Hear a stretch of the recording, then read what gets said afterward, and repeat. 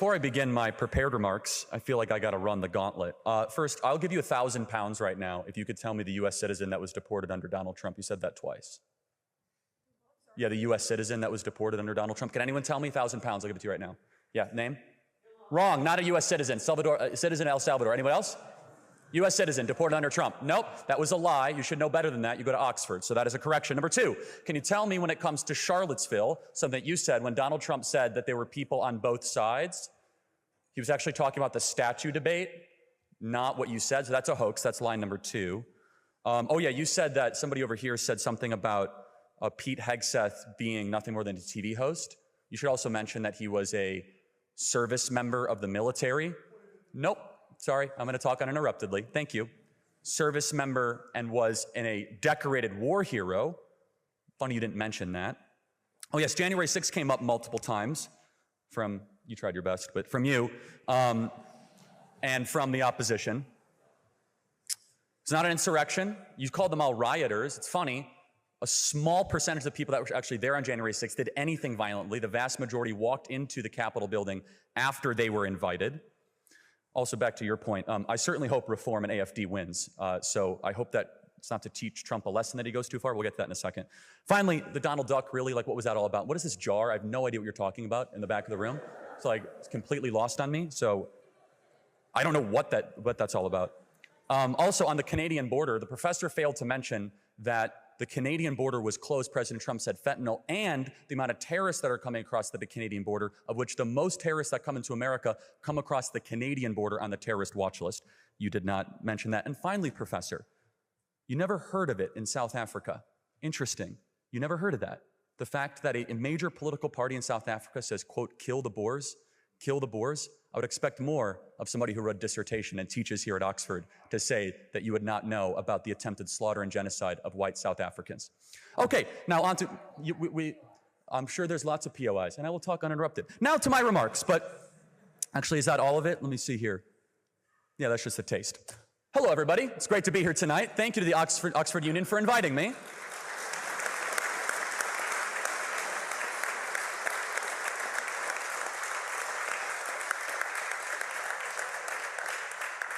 I never went to university. I take that as a great compliment.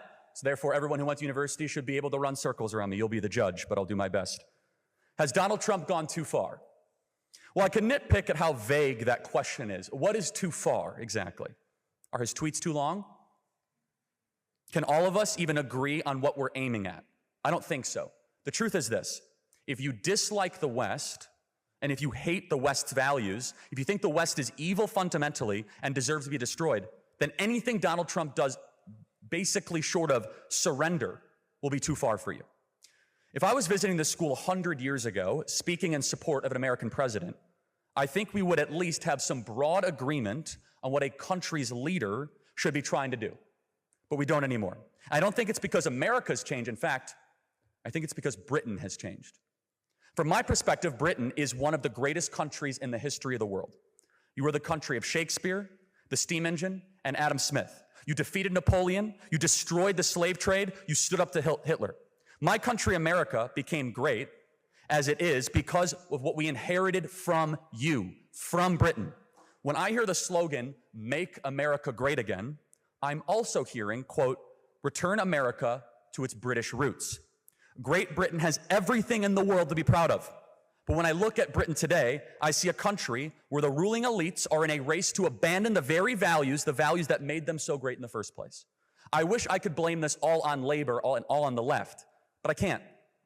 This country just had its 14th uninterrupted year of so-called conservative rule. And what did they conserve exactly? Well, they didn't conserve the ancient British rights to freedom of speech. In Britain today, 30 people a day are arrested for offensive posts on social media, according to The Telegraph. Praying silently within 600 feet of an abortion clinic can get you arrested in Scotland, as a 74-year-old woman named Rose just learned weeks ago. Members of Parliament scold British citizens for thinking they have the right to say things, say that they do not have the right to say things that offend Muslims. 14 years of conservative rule didn't conserve British prosperity. Adjusted for inflation cost of living, the average British worker makes less today than they did in 2008. Outside of London, The British have lower incomes than every one of America's 50 states, and it never used to be this way. British industry pays 4 times as much for electricity as America does. You have the highest electricity rates in the world, a consequence of a choice of going net neutral. Nothing will kill a modern economy faster than high energy prices. And the country that invented the steam engine now has some of the highest energy prices on the planet.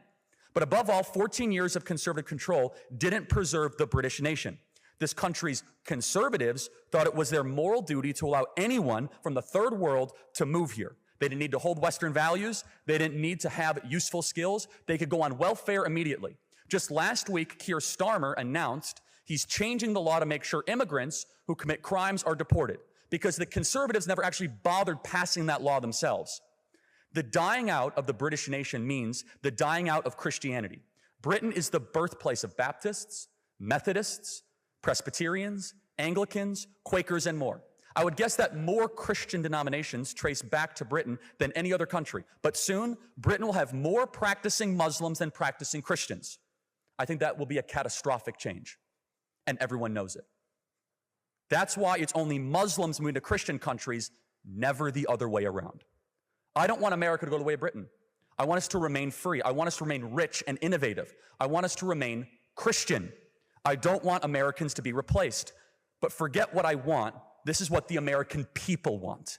And in a democracy, the people are supposed to get what they want. The very same people that lecture us about democracy have a lot of problems with the consequences of democracy when the people vote a way that they don't like. And that's where Donald Trump comes in. When I was growing up, people would say that Britain was where America would be 10 or 20 years in the future.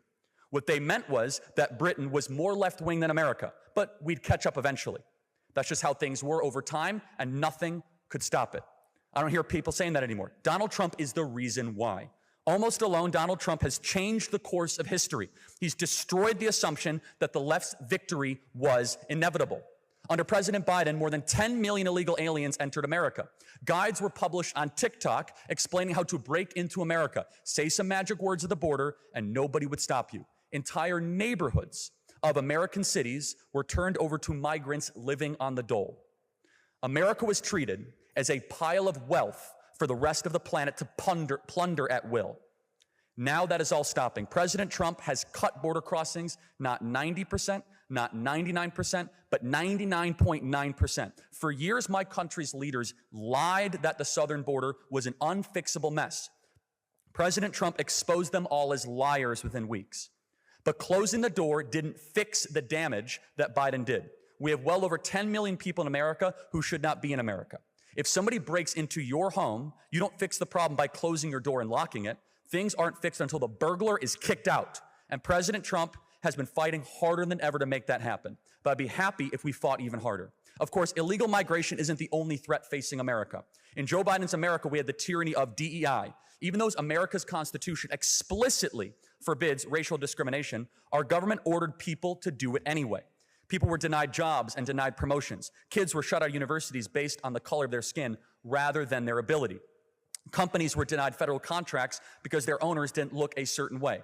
People who didn't discriminate enough in hiring could be sued by the government. Every company in America lived in fear of their government deciding to target them for offenses against DEI.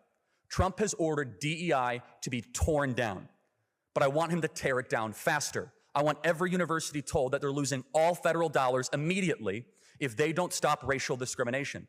I want the Department of Justice to start auditing every federal contractor to find DEI and shut off contracts immediately wherever we find it. This is a kind of cancer that cannot be phased out. It must be ripped out from the core. The same goes for the toxic social contagion of transgenderism. In Joe Biden's America, public schools and medical organizations were co-opted into endorsing this insanity. They urged children just 10 years old or younger to take barely tested hormones and surgically alter their bodies. In some of America's liberal states, a parent who objects to their child's transition can lose custody. I've met detransitioners who escaped from this social poison. They tell me that getting sucked into the first place was the greatest mistake of their lives. President Trump has taken steps to stop promoting this lunacy. He's acted to protect women's sports, another POI I meant to make. She said it's only a couple dozen. 890 biological men have stolen awards, trophies, and championships from women in America. It's not a couple dozen. Over 890 women were displaced by pervert men.